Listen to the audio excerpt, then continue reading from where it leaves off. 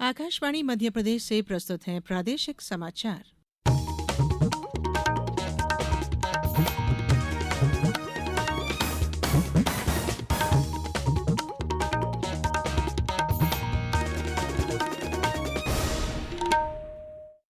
नमस्कार। समाचारों के साथ मैं धारणा सचदेव। राष्ट्रपति द्रौपदी मुर्मू ने आज नई दिल्ली में दिव्यांगों के सशक्तिकरण के लिए राष्ट्रीय पुरस्कार 2024 प्रदान किए। कार्यक्रम को संबोधित करते हुए राष्ट्रपति ने कहा कि यह पुरस्कार विजेता समाज के लिए रोल मॉडल के रूप में उभर रहे हैं। उन्होंने कहा कि यह सम्मान देश भर में दिव्यांगजनों को प्रेरित करने और मजबूत करने में मदद करेगा।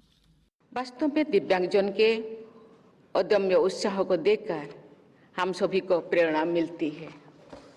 मैं अपने इस विश्वास को दोहराती हूँ कि जीवन के प्रति दिव्यांगजनों के सकारात्मक दृष्टिकोण से मेरा मनोबल बढ़ता है, समाज का मनोबल भी बढ़ता है। सुगम्य भारत अभियान आज अपनी 9वीं वर्षगांठ मना रहा है। सुलभ भारत अभियान के नाम से भी इसे जाना जाता है। इस परिवर्तनकारी पहल का उद्देश्य दिव्यांगजनों के लिए एक सुगम और समावेशी भारत का निर्माण करना है। इस अभियान में बुनियादी ढांचा में सुधार, परिवहन और दिव्यांगजनों के लिए सार्वजनिक स्थलों को और सुगम बनाने पर ध्यान केंद्रित किया गया है। इस अभियान में दिव्यांगजनों के अधिकारों और आवश्यकताओं को लेकर जागरूकता बढ़ाने पर भी बल दिया गया है।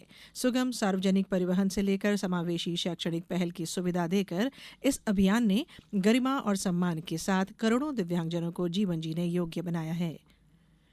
केंद्रीय कृषि और किसान कल्याण मंत्री शिवराज सिंह चौहान ने कहा है कि केंद्र ने न्यूनतम समर्थन मूल्य में लगभग 3 गुना वृद्धि की है। आज लोकसभा में एक पूरक प्रश्न के उत्तर में श्री चौहान ने कहा कि एनडीए सरकार ने लागत पर 50% लाभ जोड़कर न्यूनतम समर्थन मूल्य तय किया है। उन्होंने कहा कि यूपीए सरकार के दौरान चावल का न्यूनतम समर्थन मूल्य 1,310 रुपये प्रति क्विंटल था, जिसे बढ़ाकर 2,300 रुपये प्रति क्विंटल कर दिया गया है। उन्होंने कहा कि ज्वार का न्यूनतम समर्थन मूल्य 1,500 रुपये प्रति क्विंटल था, जिसे बढ़ाकर 3,371 रुपये प्रति क्विंटल कर दिया गया है। बाजरे की कीमत 1,250 रुपये से बढ़ाकर 2,625 रुपये प्रति क्विंटल और रागी की कीमत 1,500 रुपये से बढ़ाकर 4,269 रुपये प्रति क्विंटल की गई है। राज्यपाल मंगूभाई पटेल आज भोपाल गैस त्रासदी की 40वीं बरसी पर दिवंगत व्यक्तियों की स्मृति में सेंट्रल लाइब्रेरी बरकतुल्ला भवन में आयोजित श्रद्धांजलि और सर्वधर्म सभा में शामिल हुए। सभा में दिवंगतों की स्मृति में विभिन्न धर्माचार्यों द्वारा पाठ किया गया। राज्यपाल और उपस्थित जनों ने सभा में दिवंगतों की स्मृति में 2 मिनट का मौन रखकर श्रद्धांजलि भी दी। मुख्यमंत्री डॉ मोहन यादव ने भोपाल गैस त्रासदी के 40 साल पूरा होने पर दिव्यांगजनों को श्रद्धांजलि अर्पित की है। साथ ही उन्होंने गैस से प्रभावित नागरिकों के प्रति गहरी संवेदना व्यक्त की और उनके उत्तम स्वास्थ्य की कामना भी की। 1984 में भोपाल गैस त्रासदी में हजारों लोगों की जानें गई और लाखों प्रभावित हुए थे। गैस के संपर्क में आने से न सिर्फ कई लोग मारे गए, बल्कि कई लोग गंभीर रूप से अपंग भी हो गए। बात मौसम की। फेंगुल तूफान के असर से बैतूल, छिंदवाड़ा समेत 7 जिलों में आज बारिश के आसार हैं। वहीं उत्तरी हवाएं आने से ग्वालियर, चंबल और उज्जैन संभाग में रात में तेज ठंड रहेगी, जबकि इंदौर, भोपाल और जबलपुर संभाग में ठंड से थोड़ी राहत मिल सकती है। अगले 24 घंटे में बैतूल, डिंडौरी, छिंदवाड़ा, सिवनी, मंडला, बालाघाट, पांडुर्ना जिलों में कहीं कहीं बादल और बारिश की स्थिति बनी रहेगी। इन जगहों पर हवा की रफ्तार भी आम दिनों की तुलना में 3 से 4 किलोमीटर प्रति घंटा तक बढ़ी हुई रहेगी।